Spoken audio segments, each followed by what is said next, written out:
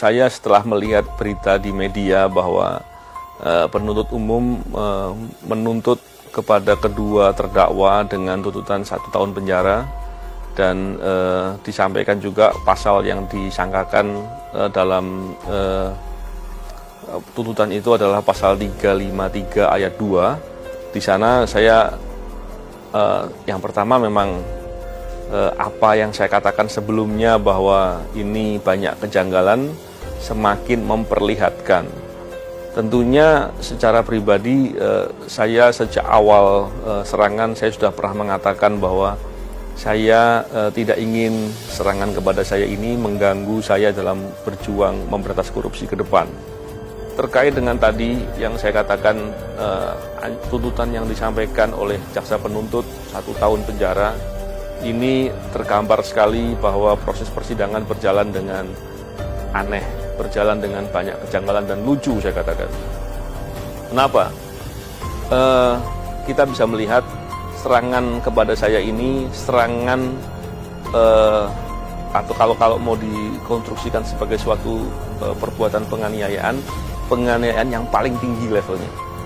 Penganiayaan yang direncanakan, penganiayaan yang dilakukan dengan berat menggunakan air keras, penganiayaan yang akibatnya luka berat, dan penganiayaan yang dilakukan dengan pemberatan. Ini level yang tertinggi.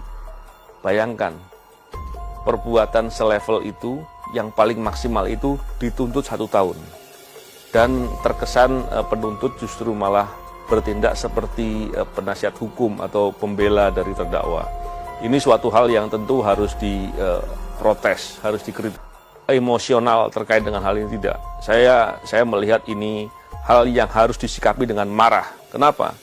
Karena ketika keadilan diinjak-injak, norma-norma keadilan diabaikan, ini tergambar bahwa betapa hukum di negara kita nampak sekali compang-camping.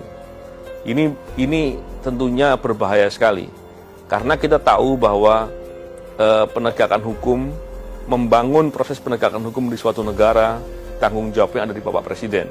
Tentunya ketika potret penegakan hukum yang digambarkan dengan compang-camping ini, dengan asal-asalan begini, dengan sangat buruk begini, ini tentunya membuat nama Bapak Presiden akan nampak sekali tidak baik.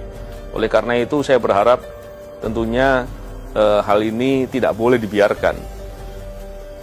Yang pertama itu. Yang kedua, kalau pola-pola seperti ini tidak pernah dikritisi, tidak pernah diprotes dengan keras, dan kemudian Presiden juga membiarkan, saya sangat meyakini bahwa pola-pola demikian akan mudah atau banyak terjadi kepada masyarakat lainnya. Walaupun faktanya kita tahu bahwa banyak sekali masyarakat yang menjadi korban dari ketidakadilan, dari proses penegakan hukum yang bermasalah yang sudah terjadi. Tapi apakah kita mau abaikan? Apakah kita mau biarkan? Padahal apabila kita lihat, penegakan hukum adalah faktor penting untuk kemajuan suatu bangsa.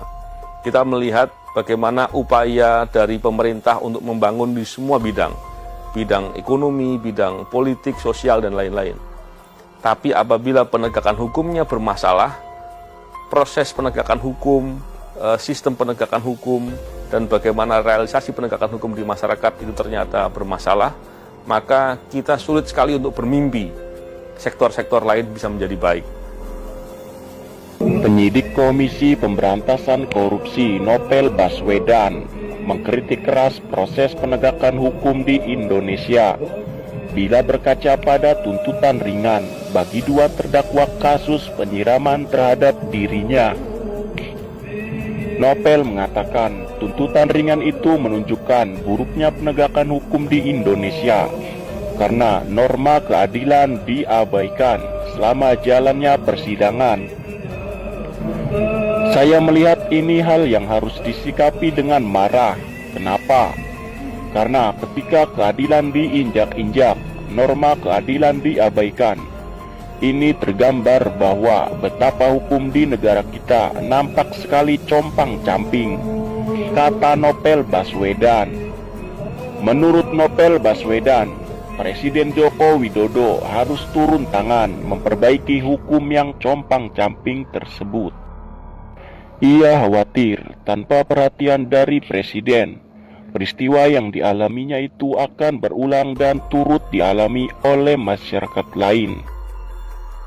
Kalau pola-pola seperti ini tidak pernah dikritisi, tidak pernah diprotes dengan keras, dan kemudian presiden juga membiarkan, saya sangat meyakini bahwa pola-pola demikian akan mudah atau banyak terjadi kepada masyarakat lainnya, kata Novel Baswedan.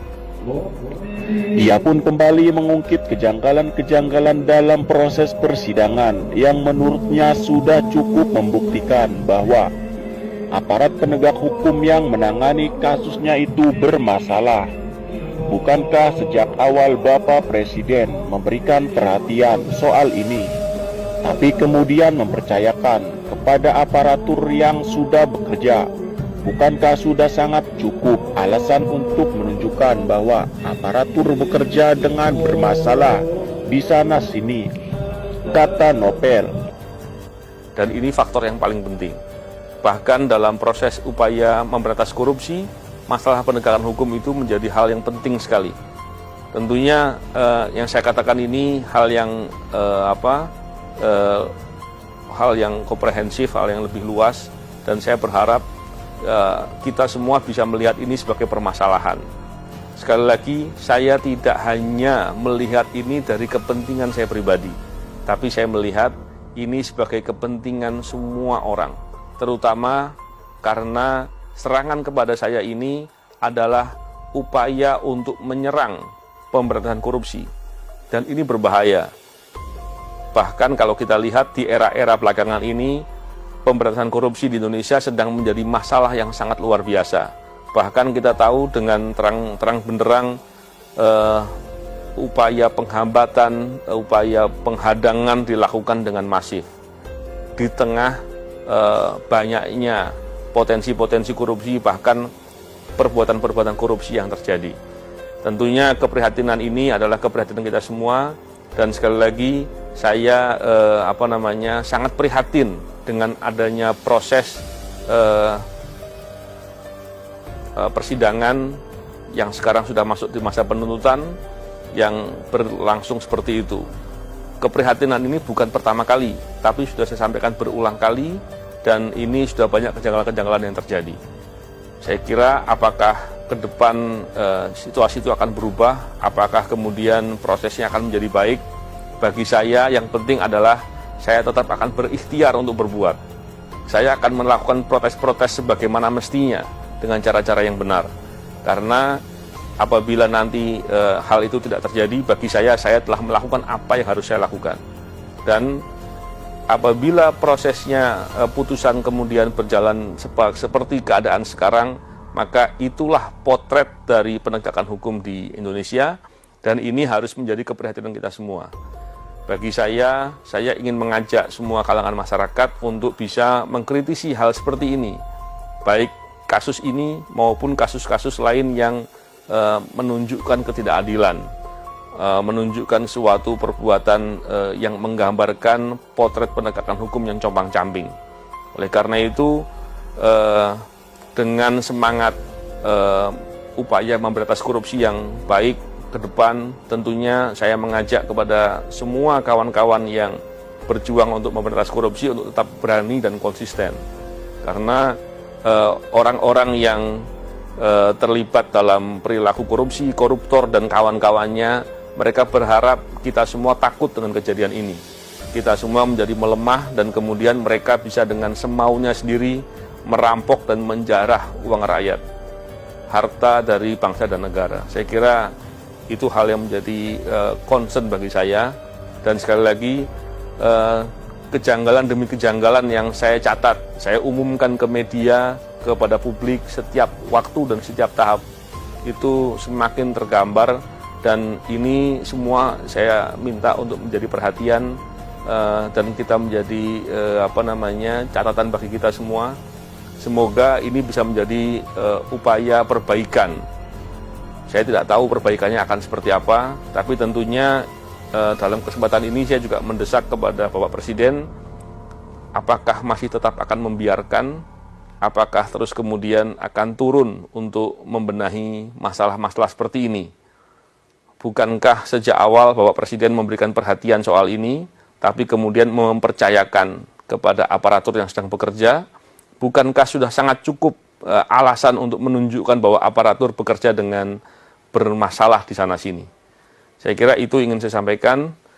Terima kasih. Assalamualaikum warahmatullahi wabarakatuh.